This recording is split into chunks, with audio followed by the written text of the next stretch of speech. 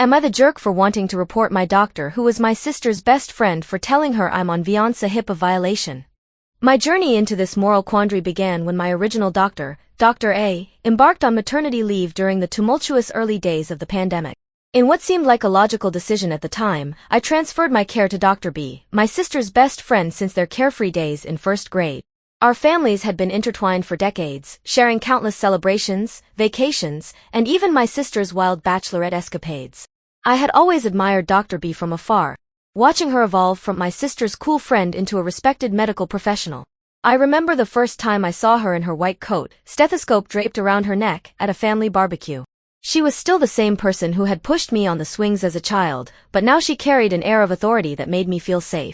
Your sister tells me you're following in my footsteps, she had said, raising her glass to my pre-med studies. The world needs more passionate scientists. The irony of that moment now tastes bitter in my memory. What makes this situation particularly delicate is my ongoing battle with ADHD, a condition I've deliberately kept hidden from my family. You see, I come from a long lineage of ruthless perfectionists who view ADHD as nothing more than a convenient excuse for the weak-willed.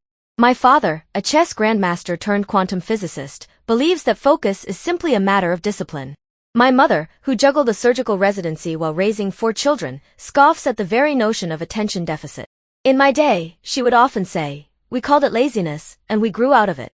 For years, I've silently managed my condition with prescription medication, carrying this secret like a heavy shadow. The pills lived in an old vitamin bottle, my planner was disguised as a journal, and my therapy appointments were logged as study groups. Every achievement felt tainted by the fear of discovery. Would my full scholarship be seen as fraudulent if they knew? Would my research publications be dismissed as the work of a drug-dependent mind? The facade came crashing down during what should have been an innocent evening at my sister's house. We were engrossed in Matthew Perry's raw interview with Diane Sawyer, discussing his struggles with addiction. I made an offhand comment about his gone appearance during one Friends season, when my sister's words pierced through me like an icy dagger. Well, it all started with prescription medications. I hope you don't end up going down that path. In that moment, my blood turned to ice. The room seemed to spin as my other siblings exchanged bewildered glances, seeking clarification that my sister mercifully withheld.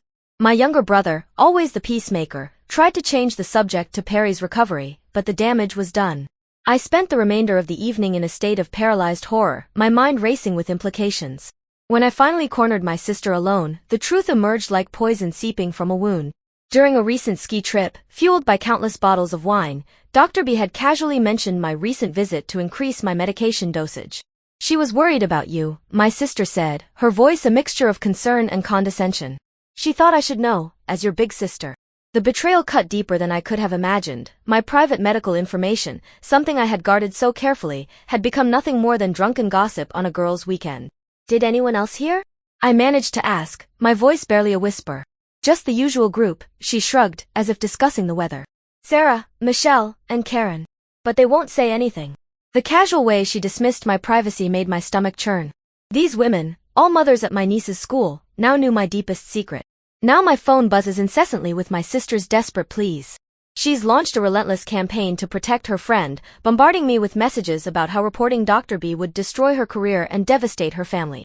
Her 2 children, whom I've watched grow up alongside our families, have become emotional leverage in her arsenal. Think about the innocent kids, she implores, each message a calculated strike at my conscience. Remember Tommy's piano recital last month? One message reads, how you helped him overcome his stage fright. He asks about you every day. Don't take his mother away from him. Another follows, Emma's college fund depends on her mom's income. Is your revenge worth destroying her future? But what strikes me most is her complete dismissal of my violated trust, my shattered privacy. It's a painful reminder of our childhood, when she wielded secrets like weapons, storing them away until the perfect moment to unleash maximum damage. I still remember hiding my diaries at friends' houses, living in constant fear of her invasive snooping. She fashioned herself as a third parent, using our secrets as currency in her power plays, a habit that apparently never faded with age. The weight of this situation bears down on me like a mountain. Dr. B's family relies heavily on her income, and my sister never fails to remind me how my actions could impact their lives. Yet I can't shake the profound sense of betrayal, not just from my doctor, but from someone I've known my entire life, someone who was supposed to understand the sanctity of medical privacy. 3 months after that fateful evening, I reached out to a lawyer friend who specialized in medical privacy cases. His words echoed my worst fears. This wasn't just a betrayal of trust, but a serious violation of federal law. They prefer complaints to be filed within 180 days of discovery, he explained, his voice grave. The sooner you act, the stronger your case. But what about the personal cost? I asked, thinking of Tommy's piano recital and Emma's college fund. He leaned forward, his expression softening. Sometimes protecting yourself means making difficult choices. Dr. B didn't consider the personal cost when she violated your privacy. Why should you bear that burden alone? With trembling fingers but resolute heart, I filed a formal complaint against Dr. B with the Office for Civil Rights, documenting the violation of HIPAA and the Patient Safety Act. The wheels of justice began turning silently, but the real storm was yet to come. The holiday season brought me home to face my family, unaware that my sister had already poisoned the well. The moment I walked through the door, I could feel the tension crackling in the air like static before a lightning strike. My parents' faces were masks of disappointment and disgust as they confronted me about my substance abuse. My father's words cut through me like shards of glass. I noticed you've been slower since quitting chess club, now I know why. My mother, her voice trembling with a mixture of anger and what she probably thought was concern, threatened to contact my professors about my drug problem. You're better than this, my mother hissed, her words dripping with disappointment. Smarter than this. If you leave us with no choice, we'll have to inform your professors about your situation. The threat hung in the air like a guillotine blade. My younger brother tried to intervene, his voice small but steady. Maybe we should listen to her explanation first? But he was quickly silenced by our father's thunderous glare. In that moment, something crystallized within me. As I sat there, watching them take turns dismantling my character and dismissing my struggles, I made a choice that felt both terrifying and liberating. Instead of defending myself, instead of trying to make them understand, I chose silence. I let them interpret my quiet as submission, as I had done countless times before. But this time was different. This silence was not surrender, but preparation for escape. That night, I lay in my childhood bed, surrounded by academic trophies and science fair ribbons, achievements that now felt hollow in the face of their conditional love. My phone lit up with a text from my younger brother. Whatever you decide, I've got your back. They're wrong about you. His words gave me the final push I needed. Under the cover of pre-dawn darkness, while my family slept peacefully in their beds of judgment, I called an Uber and slipped away with whatever belongings I could carry. My beloved books, the companions of countless late nights, had to be left behind, silent witnesses to my exodus. As the plane lifted me away from the life I had known, I felt a strange mixture of grief and liberation coursing through my veins. In January, the investigation revealed a disturbing pattern. Mine wasn't an isolated incident.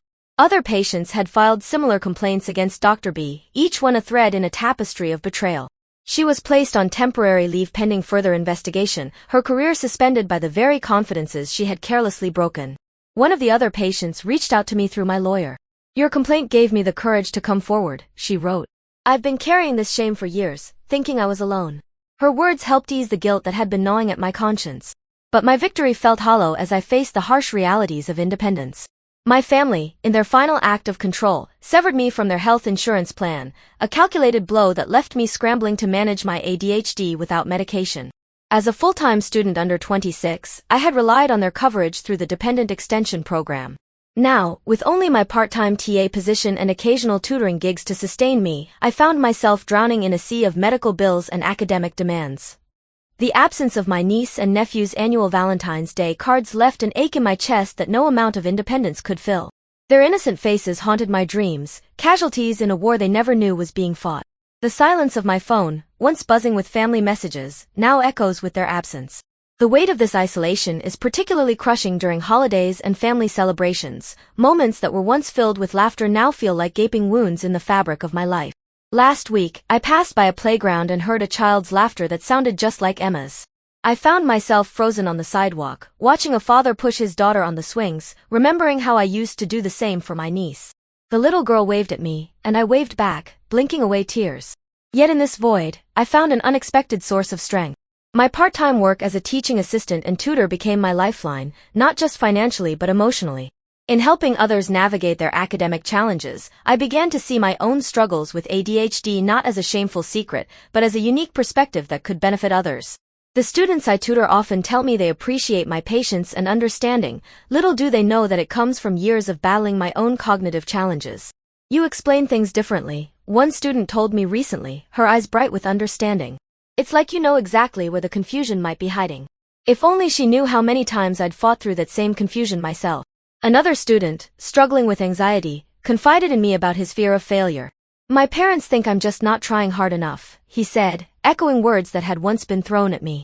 I found myself sharing strategies I'd learned in therapy, carefully repackaged as study tips. Watching his confidence grow has become a source of profound joy. Working with an attorney well-versed in HIPAA violations has given me hope for justice, though the legal process moves at a glacial pace. The Office for Civil Rights has issued their findings, but I'm not at liberty to share the details yet. There's talk of a civil claim, as other affected patients have come forward with similar stories of betrayal. The bureaucratic maze is daunting, but I'm grateful to have legal guidance through this process. My lawyer's office has become an unexpected sanctuary. Your case could help establish stronger privacy protections, she told me during our last meeting. Sometimes the bravest thing we can do is stand up not just for ourselves, but for others who might face similar violations. As I write this final update, I'm juggling 2 jobs while pursuing my studies in science, a field that has always been my sanctuary. The path ahead is uncertain, filled with financial hurdles and ongoing legal battles, but for the first time in my life, I'm walking it on my own terms. Therapy has become my compass, guiding me through the storm of emotions that comes with choosing yourself over family ties. Each session helps me understand that my worth isn't determined by my family's acceptance or my neurological differences. Healing isn't linear, my therapist reminded me gently in our last session. Some days you'll miss them terribly, and that's okay. It doesn't invalidate your decision to protect yourself. Yesterday, I found an old photo of my family at Dr. B's daughter's baptism. We were all smiling, unaware of how our lives would unravel. I allowed myself to cry for what was lost, but I didn't let myself drown in regret. Instead, I placed the photo in a box with other memories from my past life, not forgotten, but no longer defining my future. To those who have followed my journey and offered their support, your kindness has been a beacon in my darkest hours. You've shown me that family isn't always bound by blood. Sometimes it's found in the compassion of strangers who become allies in your fight for dignity and self-respect. As I step back from sharing my story to focus on healing and rebuilding, I carry with me a truth that no one can take away. Sometimes the bravest thing we can do is choose ourselves, even when it means walking away from everything we've ever known. Science remains my purpose, and though the path ahead is uncertain, I know that I will rise again, perhaps helping to change this world for the better in ways my family never imagined possible. Last night, I received an unexpected email from my younger brother.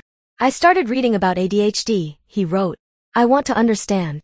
When you're ready to talk, I'm here. Perhaps this isn't the end of my story, but rather the beginning of a new chapter, one written on my own terms, with my truth finally set free.